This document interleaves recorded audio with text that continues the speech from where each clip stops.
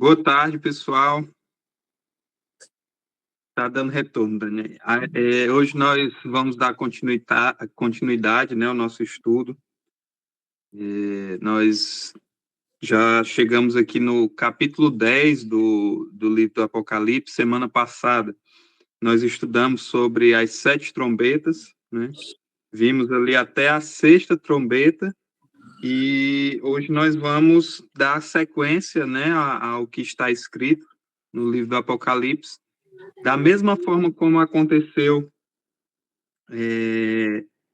no estudo dos 7 selos, né, o livro do Apocalipse faz uma pausa, né, um tanto inesperada, como fez lá no 6º selo. Para o 7º selo houve uma pausa para se tratar de outro assunto, e aqui também, né, no estudo das 7 trombetas, há também uma pausa para ser abordado ali outro assunto, né? E é isso que nós vamos ver no estudo de hoje acerca do capítulo 10. Semana que vem a gente vê o capítulo 11, vendo essa pausa, né, de tema dentro dessa sequência das 7 trombetas. Então, antes da gente começar, eu convido você, da forma como você está, para nós fazermos uma oração pedindo a orientação do nosso Deus. Santo e grandioso Deus, maravilhoso Pai, te agradecemos, Senhor, por mais uma oportunidade de vida que o Senhor nos dá, e também, Senhor, pela oportunidade que o Senhor nos concede de estarmos diante da Tua palavra para recebermos, Senhor, as Tuas verdades diretamente de Ti. Que nesse momento o Teu Santo Espírito, Senhor, nos conduza, abra a nossa mente, o nosso entendimento, para que compreendamos, Senhor, aquilo que o Senhor deixou revelado nesse livro maravilhoso que é o livro do Apocalipse. Que essa mensagem, Senhor, seja revigorante e fortaleça, Senhor, a nossa fé no breve retorno de Jesus Cristo. É isso, Pai, que te pedimos em nome dele. Amém. Então, como a gente estava falando, a gente veio, né, estudando a questão das 7 trombetas, que foram juízos, né, em resumo, foram juízos de Deus, né, sobre a terra no decorrer da história do cristianismo, né? Juízos esses que caíram sobre a terra de forma assim direta sobre aqueles que estavam, de certa forma, oprimindo o povo de Deus, né? E nós vimos isso nesse estudo da semana passada. Vimos essa sequência que começou desde lá também, do primeiro século, passando aí por toda a Idade Média, né? Vimos também a ascensão ali, como nós comentamos brevemente, né, do islamismo também como parte desses juízos, né, que Deus ele foi estabelecendo. Deixamos aí para vocês um material, até coloquei no grupo na semana passada, para quem quisesse se aprofundar sobre esse tema, estava lá esse material. Então, essas trombetas, elas foram uma resposta, né, de Deus ao questionamento que havia sido anteriormente levantado, né, se Deus ele não traria juízo contra os inimigos dele, né, os inimigos do povo de Deus. E Deus ele responde com essas ações durante toda a história, né, mostrando que durante toda a história do cristianismo, Deus esteve ali agindo. Por mais que muitas vezes não se percebesse, mas Deus estava controlando. E quando era necessário, através desses juízos, dessas ações, ele refreava, né, o poder dos inimigos para que esse poder que por muitas vezes parecia ser grandioso ao ponto de quase destruir por completo o povo de Deus, Deus, através dos seus juízos, ele segurava, né, esses poderes e, dessa forma, impedindo, né, que o povo de Deus fosse totalmente destruído. E como aconteceu anteriormente no estudo do Apocalipse, quando a gente veio ali na sequência dos 7 selos, e houve uma pausa entre o sexto e o sétimo selo, a narrativa aqui do livro do Apocalipse também traz uma pausa entre a sexta trombeta e a sétima trombeta. E essa pausa são os capítulos 10 e 11. Né? Capítulo 11 nós vamos estudar semana que vem, e hoje nós vamos nos atentar acerca do capítulo 10. É uma pausa interessante, porque ela tem tudo a ver com o período de tempo em que nós vimos estudando. Né? Na sexta trombeta, nós temos ali essa sexta trombeta, ela acontece ali mais ou menos no final do século XVIII, início do século XIX, certo? É esse período ali, basicamente. E o capítulo 10, ele vem exatamente na sequência, né? Mesmo que a sequência aqui não seja do mesmo assunto diretamente, tipo, não seja uma trombeta, mas o período profético de que se trata, que o capítulo 10, é a sequência do que a gente vinha estudando aí no capítulo 8 e 9. O assunto não é o mesmo porque não fala do juízo que Deus está derramando. Mas é interessante que é um assunto paralelo. Assim como foi lá na sequência dos selos, né, em que foi questionado, né, foi perguntado assim, em um dos selos, quem poderá subsistir, né, quem subsistirá ao grande dia, né, do Senhor? E a resposta veio na sequência, que foi o capítulo 7, que foram os 144 mil, aqueles que guardam os mandamentos de Deus e têm a fé e o testemunho de Jesus. Então, houve essa pergunta ali no meio dos 7 selos, e veio no capítulo 7 a resposta a essa pergunta. Aqui a gente tem algo semelhante, né?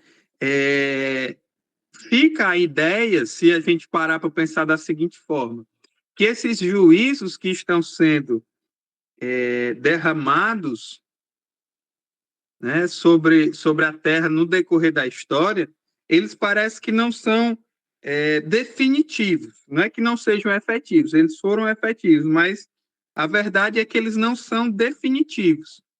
E quando é que realmente esse juízo de Deus, né, essa justiça de Deus será efetiva? É quando a gente vai adentrar agora nesses próximos capítulos, né?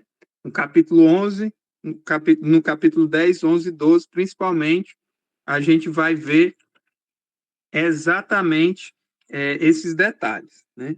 Então, vamos ler aqui o capítulo 12, capítulo 10, para a gente ver qual foi essa pausa e o que é que o capítulo 10 nos fala, né? No verso 1 do capítulo 10 começa da seguinte forma: vi outro anjo forte descendo do céu, envolto em nuvem como um arco-íris por cima de sua cabeça. O rosto era como o sol e as pernas como colunas de fogo. Aqui é interessante que esse verso, né, retrata esse anjo com características distintas aos outros anjos que apareceram anteriormente, né? Se você pega ali, por exemplo, o capítulo 1, do verso 13 ao verso 16, quando a gente tem uma descrição de Cristo, a gente vê que esse anjo ele tem características semelhantes àquelas que foram descritas no capítulo 1. Então, alguns interpretam aqui esse outro anjo forte que aparece como uma figura de Cristo, né?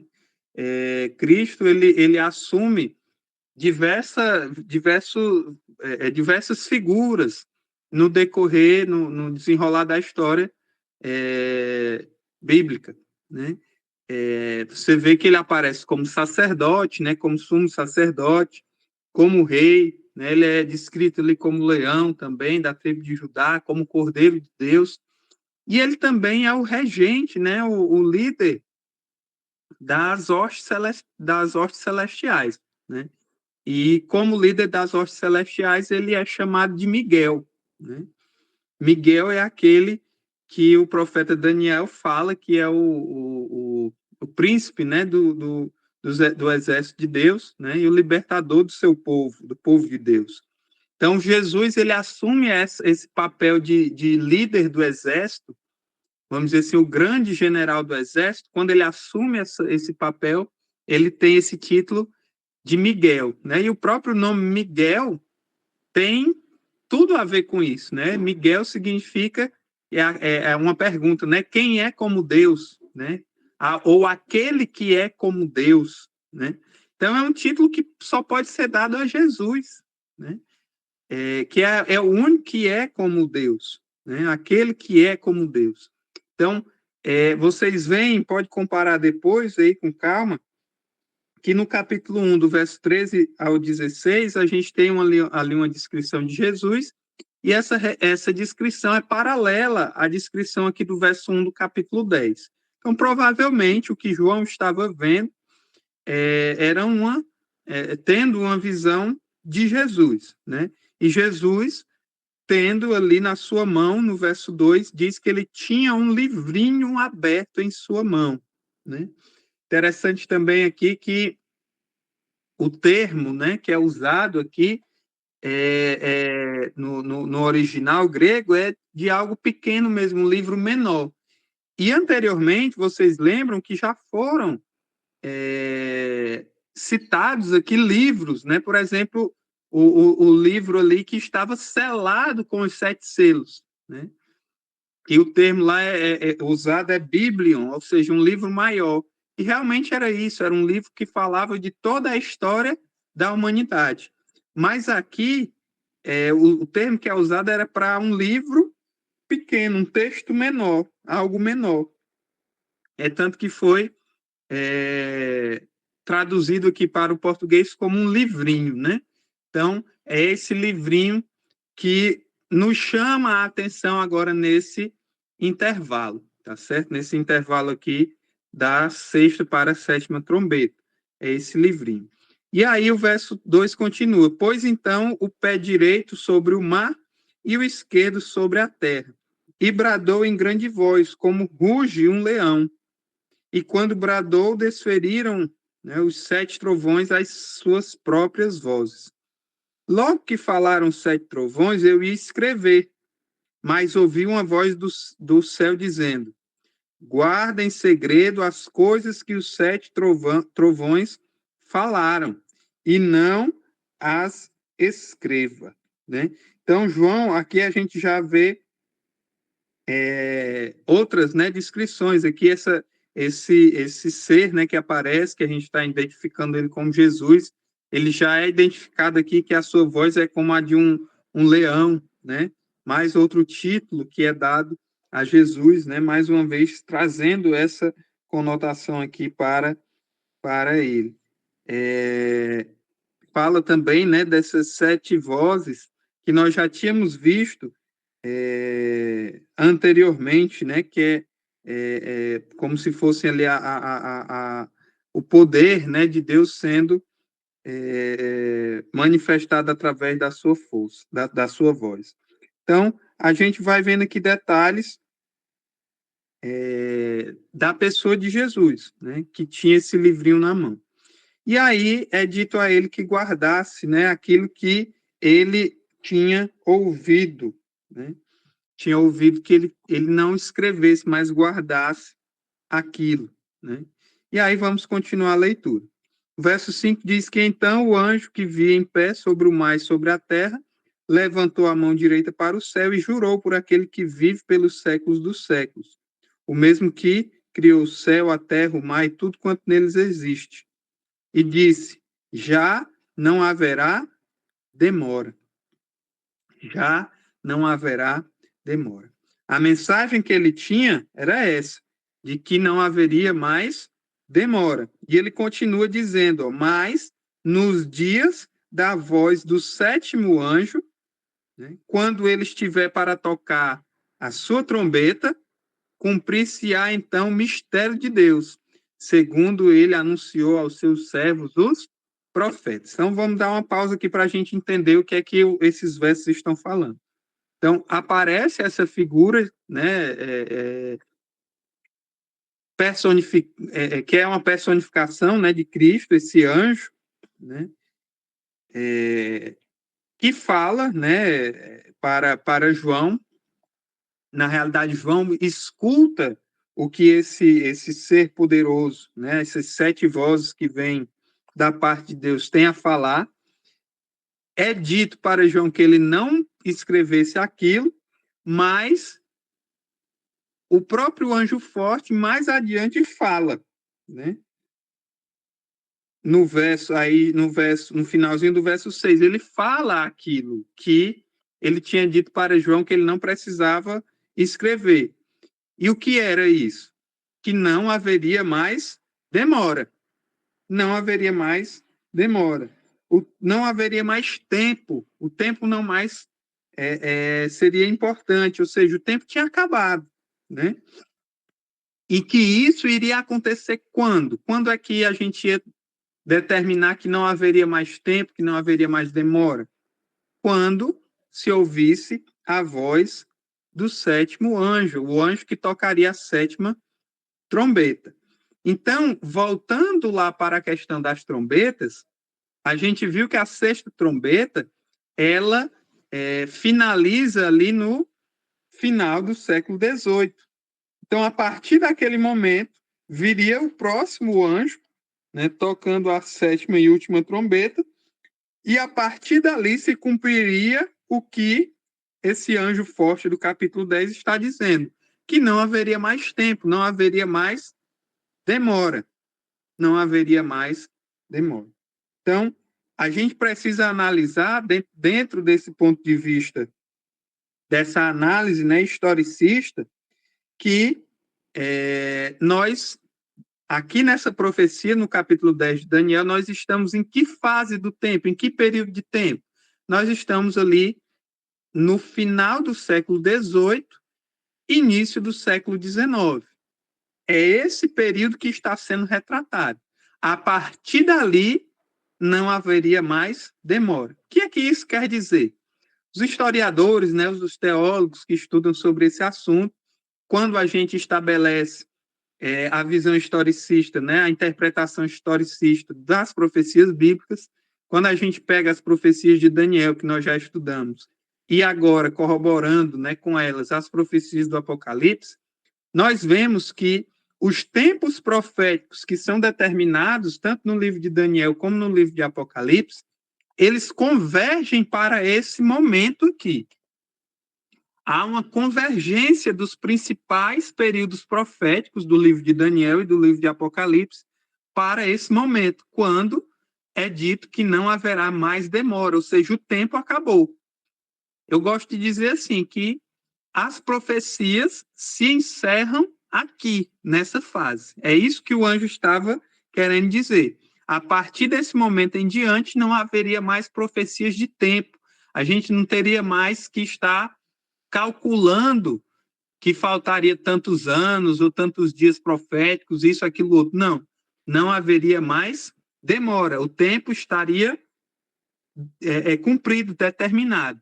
E quais são as profecias que convergem aqui? Uma delas, né, é a profecia de um tempo, 2 tempos e metade de um tempo, ou 42 meses, né, da qual tanto o livro de Daniel fala, como nós vamos ver também mais adiante nos próximos estudos, que o livro do Apocalipse também fala desse período, que traduzindo de uma linguagem profética, né, para uma linguagem literal, é o período de 1260 anos, que acabam exatamente em 1798, exatamente aqui no final do período, né, da 6ª trombeta, para dar início à 7ª trombeta, né? Que é o período, esse período de 1260 anos, que é o período de 3 anos e meio, né, também, que o Apocalipse fala, é o período de supremacia papal, que começou em 538, como nós já estudamos, depois de Cristo, quando o Papa, né, o poder papal, foi estabelecido dentro do Império Romano, né, com a queda daqueles 3 reinos que eram contrários à sua supremacia. Quando eles foram derrubados, em 538, houve então o estabelecimento da supremacia papal, desse poder que usurpou o lugar de Deus. E por 1260 anos, ou seja, 3 anos e meio proféticos, né, esse poder, né, esteve no comando, né, religioso, político de todo o mundo, né, perseguindo o povo de Deus, o remanescente do povo de Deus, e estabelecendo, né, aquilo que ele se propôs a fazer, que foram leis espúrias, né, também convertendo a palavra de Deus em mentira, como nós já estudamos lá no livro de Daniel. Então, o período dos 1260 anos se encerra em 1798, como nós já estudamos, com a prisão do Papa Pio VI por Napoleão Bonaparte, fazendo assim, né, de forma bem explícita, mostrando para o mundo todo que Roma não tinha mais poder, ou pelo menos aparentemente não teria mais poder. Esse é um dos tempos, né, proféticos que se encerra aqui nesse período do qual nós estamos estudando no capítulo 10. O outro período profético que se encerra aqui é o período profético mais longo que a Bíblia se refere, que são as 2.300 tardes e manhãs.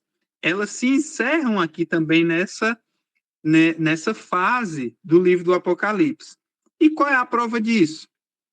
É exatamente o que nós vamos ler agora no verso 8 em diante. Só recapitulando aqui o verso 7, diz assim, ó: mas nos dias da voz do sétimo anjo, quando ele estiver para tocar a sétima trombeta, cumprir-se-á o mistério de Deus, segundo ele anunciou aos seus servos, os profetas, né? Que mistério é esse, né? O mistério de Deus, de uma forma geral, né, na Bíblia, é o Evangelho. E o Evangelho de Deus é a mensagem de salvação para todo o mundo. E o que é essa mensagem de salvação para todo o mundo, né? Que é dito aí que ele anunciou para os seus servos, os profetas? É de que o mundo jaz no maligno e nós temos uma oportunidade de salvação através de Jesus Cristo e através da sua justiça. E que, ao final de tudo, haverá um juízo. Então, o mistério de Deus é exatamente isso, né? Cumprir-se-á, então, esse mistério, que é a revelação para o mundo todo, né? O entendimento do mundo todo de que haverá um juízo, né? Que Deus ele está disposto para salvar, mas que precisamos estar cientes, né, da justiça de Deus também. E isso é o Evangelho, isso é a mensagem do Evangelho que a Bíblia nos ensina de Gênesis até Apocalipse. Então, é nesse período em que haverá a pregação, né, o anúncio do juízo de Deus, né, do juízo de Deus, que é o juízo investigativo, o juízo, a obra final de Jesus Cristo por nós, né?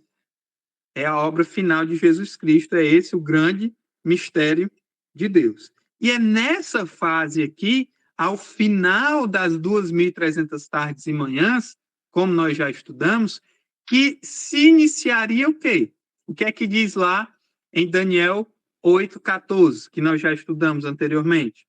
Até 2.300 tardes e manhãs, e o santuário será purificado. A pergunta do anjo lá em Daniel foi exatamente essa, né? Até quando, Senhor, permitirás que haja toda essa injúria contra o teu povo, toda essa batalha contra o povo de Deus e também esse assalto das prerrogativas de Cristo, né, em seu único Salvador, por esse poder espúrio, né, que tomou o lugar de Jesus e se estabeleceu como o meio de salvação no lugar de Cristo, né? Até quando? Foi essa a pergunta que foi feita lá no livro de Daniel.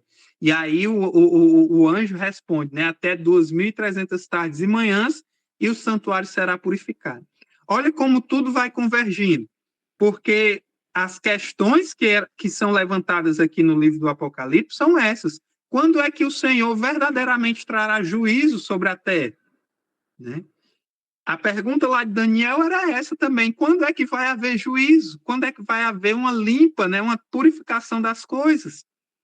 E é dito, até 2.300 tardes e manhãs, e o santuário será purificado. Aqui acontece a conclusão disso. Quando nós chegamos próximo à sétima trombeta, há então um anúncio do juízo divino que verdadeiramente acontecerá. Não vão ser gotas, nem flashes, nem pequenas luzes do juízo divino.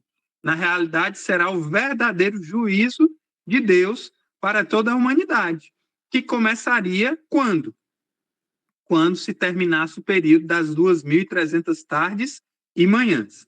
Nós estudamos, quando vimos o livro de Daniel, que esse período das 2.300 tardes e manhãs se iniciou com o decreto, né, de Artaxerxes, liberando o povo para reconstruir Jerusalém e o templo, que isso aconteceu no ano de 538 antes de Cristo, e a partir daquele momento para frente a gente conta 2.300 anos, chegando ao ano de 1844, quando nós já estudamos, Jesus sai do lugar santo, do santuário celestial, para o lugar santíssimo, diante da própria presença de Deus, para fazer a investigação, ou seja, a expiação dos pecados da humanidade, de todos aqueles que buscarem verdadeiramente a Jesus e aceitarem esse ministério. Temos, nesse momento, a oportunidade de estar tendo os nossos pecados expiados por Cristo. Pode falar, pai. Não, era só para fazer a correçãozinha, tu falou 538 a.C., mas é 457. Sim. 457, eu confundi com o 538 de antes. Então, 457 antes de Cristo, aí você, como a gente já calculou, mais 2.300 anos, a gente chega em 1844. Então, tudo isso, pessoal, que nós já estudamos no livro de Daniel e temos estudado até aqui no livro do Apocalipse, culmina aqui no capítulo 10. Por quê? Que história é essa? Porque aqui não está falando nada disso. Olha só o que é que diz o verso 8 do capítulo 10.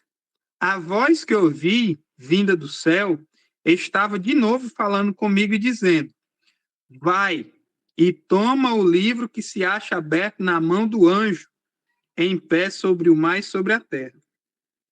Fui, pois, ao anjo, dizendo que ele me desse o livrinho. Ele então falou: toma o livro e o devora. Certamente ele será amargo ao teu estômago, mas na tua boca doce como um mel. Continuando, tomei o livro da mão do anjo e o devorei, e na minha boca era doce como mel. Quando, porém, o comi, o meu estômago ficou amargo. Então me disseram: é necessário que ainda profetizes a respeito de muitos povos, nações, línguas e reis. Que é muito interessante esses textos, né, que nós estamos lendo aqui. O que é que isso tudo tem a ver com o livro de Daniel, né? Com essa profecia, com tudo mais, né, que a gente está estudando até agora. Esse livrinho, né, que aparece aqui no capítulo 10 de Daniel, que é dito também até sobre, se você vê aqui anteriormente, né, olha, já não guarda na realidade aquilo que está do que foi dito, né? Mas depois é dada a oportunidade a João a tomar aquele livro e devorar. Me faz lembrar de um texto que nós estudamos anteriormente, lá de Daniel mesmo. Vamos voltar lá para Daniel para a gente ver. Daniel capítulo 12. Daniel capítulo 12. quando Daniel, finalizando, né, o seu trabalho aqui, o seu texto, é dito a Daniel algo muito interessante. Capítulo 12, no verso 4, nós já estudamos isso. Vamos relembrar.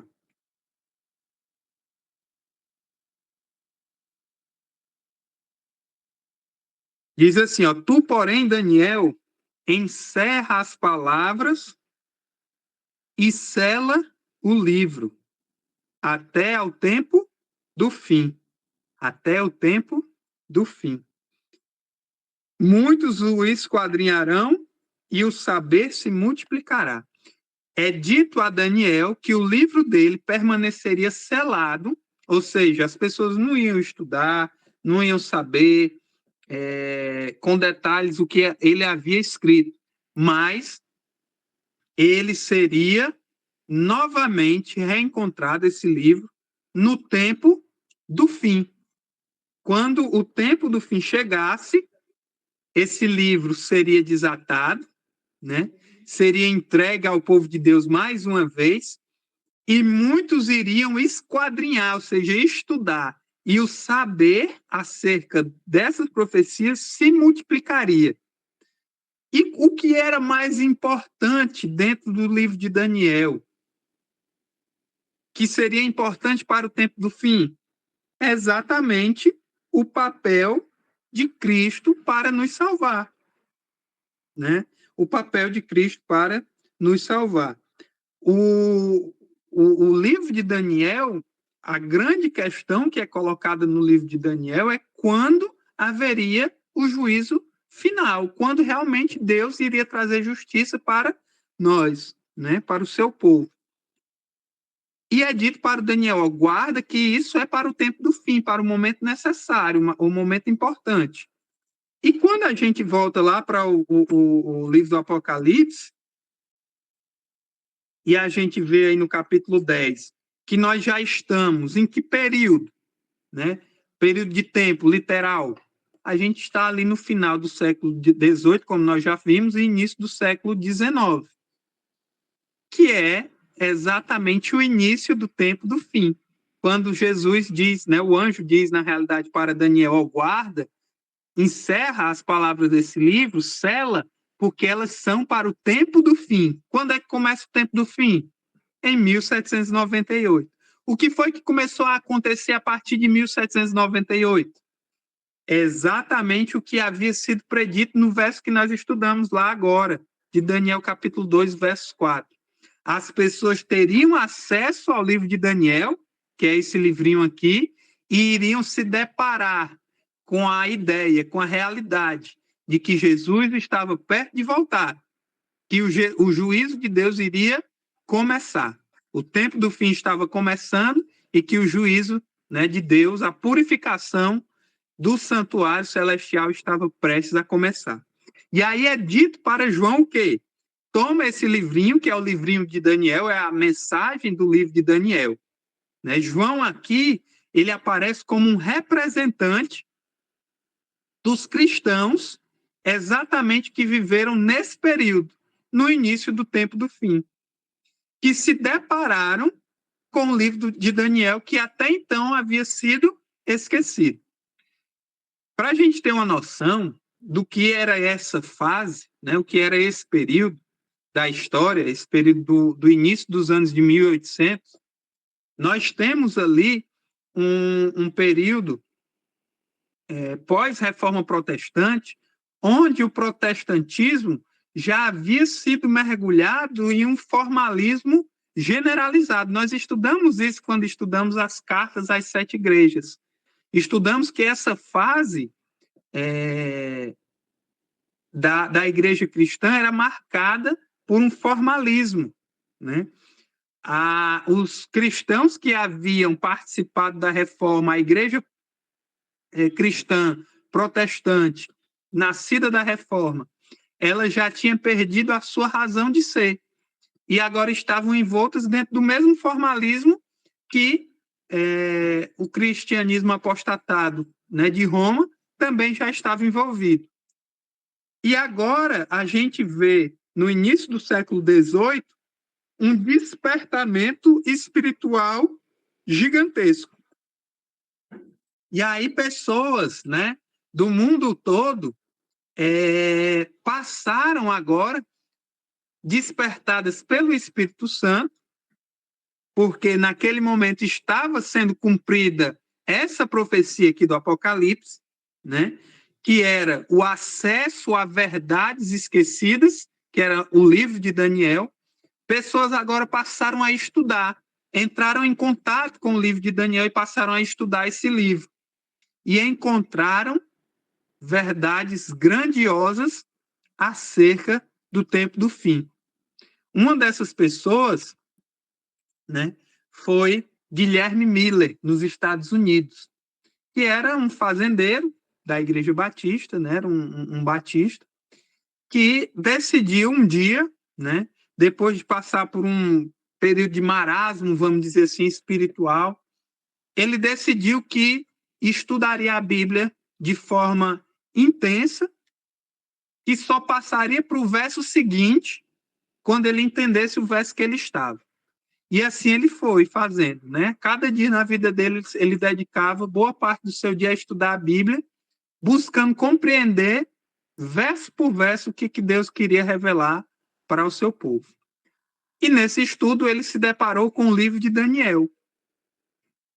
E ele se encantou com as verdades contidas no livro de Daniel. E ele foi estudando, assim como nós estudamos anteriormente o livro de Daniel, ele foi estudando capítulo, né, verso por verso do livro de Daniel. E ele se depara, né, com o capítulo 8 e a profecia das 2.300 tardes e manhãs. E é dito lá, como nós já estudamos, que então haveria a purificação do santuário, como nós já estudamos, né? Guilherme Miller, ele se encantou com aquela mensagem e ele tirou uma conclusão. Ele tirou a conclusão de que, ao final das 2.300 tardes e manhãs, como nós já estudamos, o santuário seria purificado. E ele interpretou essa purificação do santuário, né, como sendo a purificação dessa terra, né? Ele entendeu, interpretou que aquele santuário a qual o profeta Daniel estava se referindo era a terra. Sendo assim, o único meio de purificação da terra seria através da volta de Jesus, né? Então, seria ali, a volta de Jesus aconteceria ao final das 2.300 tardes e manhãs. Foi essa a interpretação de Guilherme Miller. Isso ele chegou a essa conclusão ali mais ou menos na década de 20 dos anos de 1800, né, do século XIX. E ele vamos dizer assim, se animou com aquela mensagem. A princípio, ele teve medo daquilo, porque ele entendeu assim, olha, se realmente Jesus vai voltar ao final das 2.300 tardes e manhãs, ele calculou essa data, e nos cálculos dele, né, dado ali alguns erros históricos que foram cometidos, ele chegou ao período ali de 1843, ao ano de 1843. Juntamente depois com outros estudiosos que passaram a estudar junto com ele, corrigiram a data, né, fizeram os cálculos novamente e chegaram à data de 22 de outubro de 1844. Então, Guilherme Miller entendeu que no dia 22 de outubro de 1844, Jesus voltaria para purificar o santuário, que era a terra, na cabeça dele, na mente dele, no estudo que ele tinha feito. A princípio, ele ficou com medo, mas depois ele foi impulsionado por Deus a fazer a pregação daquilo, a pregar para todo mundo. Ele viu que ele tinha a necessidade de pregar para o mundo todo que Jesus iria voltar, vamos dizer ali, em menos de 20 anos, né, do momento em que ele estava. E ele passou a pregar, e a vida dele foi dedicada a pregação de que Jesus voltaria no dia 22 de outubro de 1844. Tudo isso baseado naqueles estudos que nós já fizemos, né, de Daniel, capítulo 9, falando ali das 70 semanas, como nós já estudamos. Ele fez todos esses estudos também, né, chegando a todo esse diagrama que nós vemos aí na tela, né, começando do ano 457, como o pai falou ali, que foi o decreto de Artaxerxes, passou ali o período das 70 semanas, né, até o ano de 34, quando Estevão foi morto, acabando ali o período determinado para o povo de Israel, quando eles rejeitaram, passando ali pela última semana, que foi a última das 70 semanas, né? Que foi, na metade dela, o sacrifício de Jesus, né? A morte de Jesus na cruz, tudo isso nós já estudamos. E faltaria ali mais um período de 1810 anos que culminaria, finalizaria no dia 22 de outubro de 1844. Agora eu pergunto para vocês. Imagina você estudando a Bíblia de forma dedicada, né, buscando o Espírito Santo, dedicando a sua vida àquilo, e aí você se depara com a Bíblia lhe dizendo que Jesus voltaria dentro de poucos anos, e que provavelmente você estaria vivo nesse dia. Imagina só. Que alegria pode ter crescido, né, no coração daquelas pessoas. Esse período, pessoal, ficou marcado na história americana, não só nos Estados Unidos, mas também na história mundial. Vocês podem até pesquisar sobre isso, né? O grande despertamento religioso e espiritual que houve no século XIX. Da mesma forma como Guilherme Miller chegou a essas conclusões lá nos Estados Unidos, houveram outros também que chegaram a essas conclusões em outras partes do mundo. Aqui na América do Sul, ali na região da Argentina, houve alguns estudiosos que chegaram a essa conclusão e espalharam essa mensagem. Na Europa também, alguns estudiosos chegaram a essa conclusão e também pregaram, mas não como a pregação que houve nos Estados Unidos de que Jesus voltaria em 22 de outubro de 1844, né? Que no caso seria o outono lá no hemisfério norte. Aquela grande nação, né, que era os Estados Unidos na época, ficou abalada com aquelas mensagens. Guilherme Miller anunciou aquilo ali assim de forma arrebatadora. Ele estava constantemente, os anos da sua vida foram dedicados àquilo. E as pessoas estavam maravilhadas com aquela mensagem. E tanto foi que as pessoas se prepararam para aquilo, como qualquer um de nós iria fazer se soubéssemos a data que Jesus voltaria. Assim as pessoas fizeram. E aquela mensagem se tornou algo doce, como mel na boca daquelas pessoas. Foi doce como mel na boca de Guilherme Miller ter que pregar aquela mensagem, né? Pregar aquela mensagem de que Jesus estava prestes a voltar. Voltaria em pouco mais, vamos dizer assim, de 10 anos, depois 15 anos, falta 2, 3 anos para que Jesus volte. E essa era a mensagem. E cumpriu-se naquele momento exatamente isso que é dito aqui no capítulo 10 de Apocalipse, no verso 9. Quando o anjo diz para João, toma esse livro e o devora. Na tua boca ele será o quê? Doce como o mel. Não há nada mais doce do que o mel, né? Dentro da cultura judaica, né? Ali era a maior expressão de doçura, né? E de felicidade é o mel. Eu lembro de um documentário que eu vi, as pessoas tentando ali sobreviver num lugar bem inóspito. Eles passaram ali vários dias e tal, e um deles, dos sobreviventes, achou, depois de quase 15 dias sem comer nada, ele achou uma colmeia de abelhas e conseguiu tirar os favos de mel, né? E ali ele teve a grande felicidade da vida dele naquele período, né? Ele praticamente morrendo de fome, ele conseguiu pegar ali uma colmeia cheia de favos de mel para poder se alimentar. Então, naquela situação de fome que ele estava, aquele mel, com certeza, quando ele comeu, era muito mais doce do que se ele tivesse na casa dele com a barriga cheia e tivesse comido.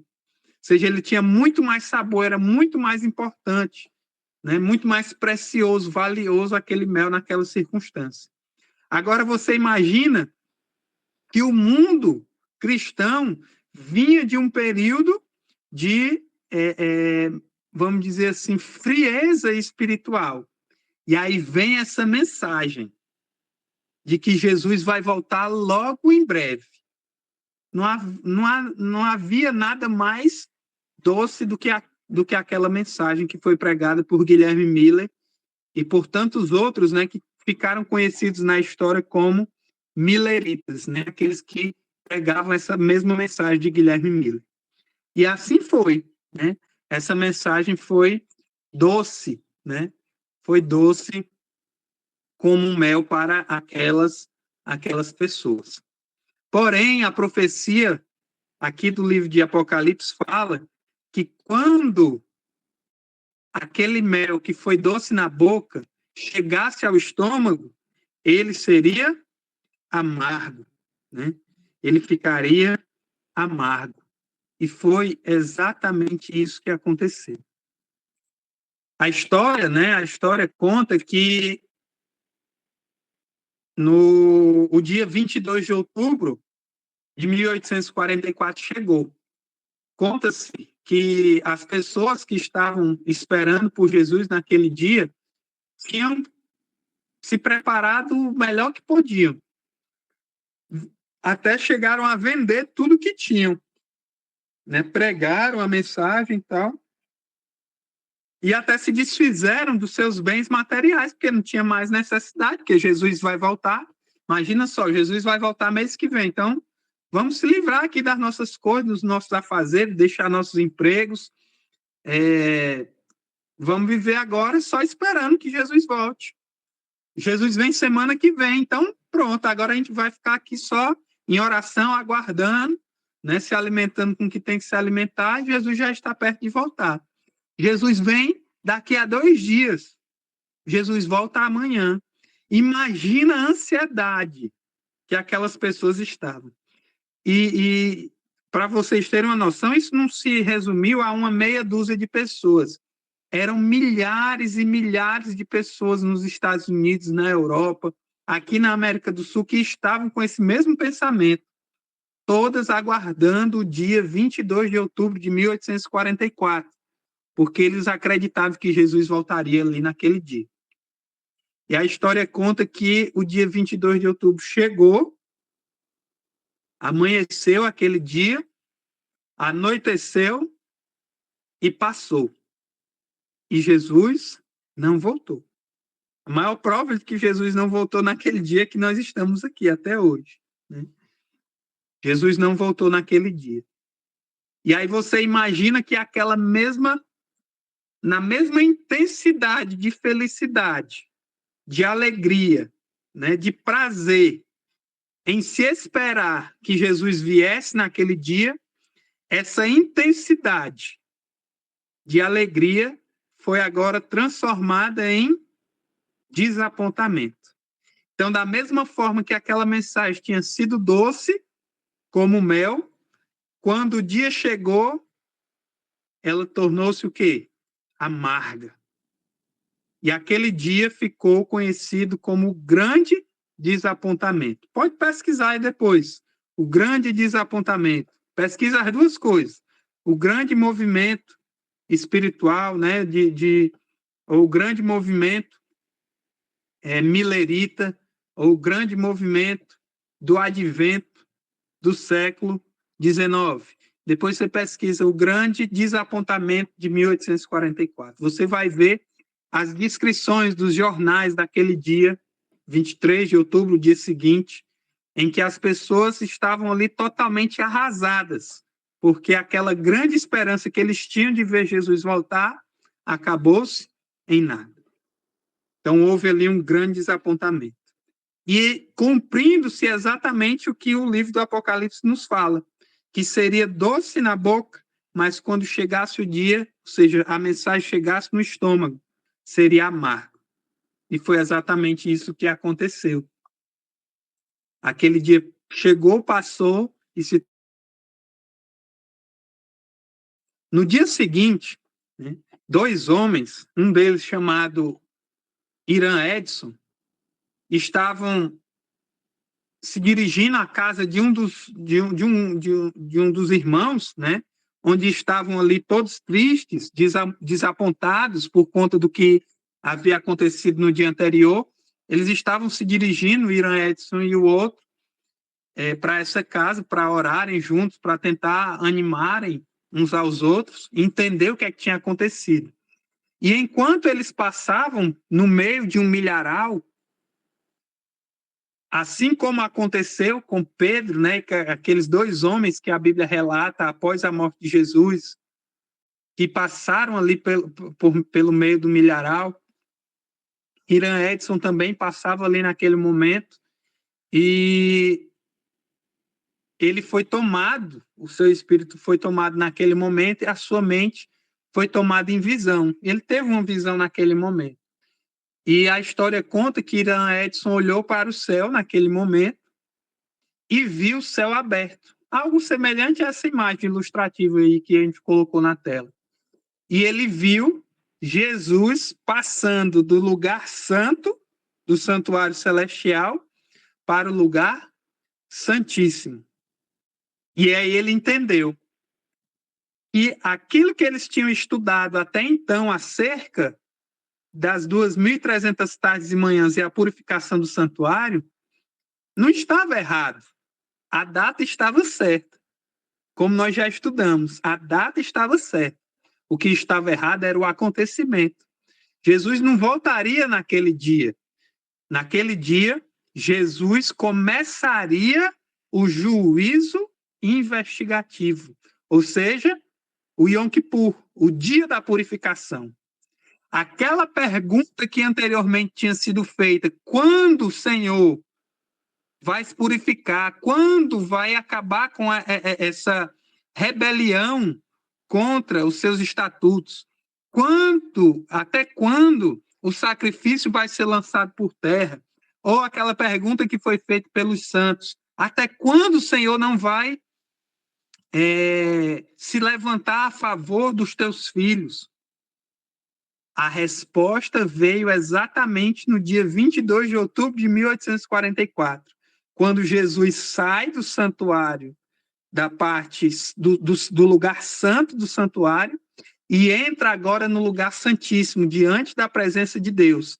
E a partir daquele momento, ele começa a obra de expiação, de purificação do santuário celestial. Então, que fique claro, né? A história nos conta desse grande desapontamento que aconteceu, né? Mas o que eles erraram não foi a data estava certa. Porém, o evento não era a volta de Jesus, e sim a purificação do santuário.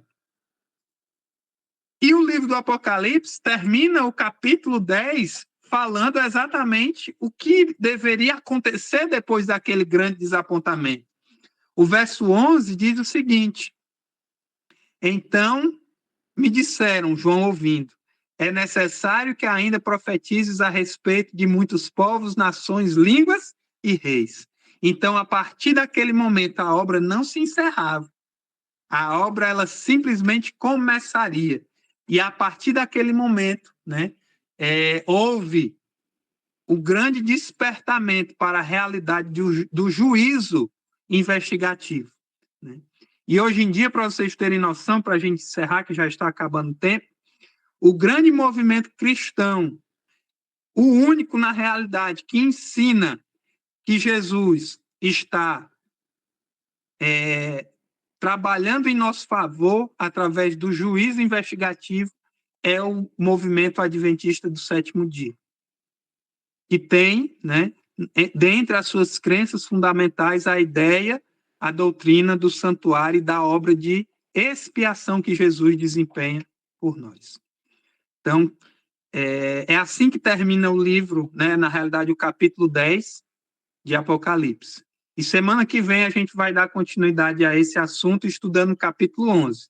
Aí a gente faz um resumo final. O tempo aqui está encerrando, viu, Dani? Que Deus abençoe a cada um de vocês, né? E que possamos, semana que vem, nos encontrar para finalizar, né, e dar continuidade a esse estudo do livro de Apocalipse. Uma boa semana a todos e um abraço.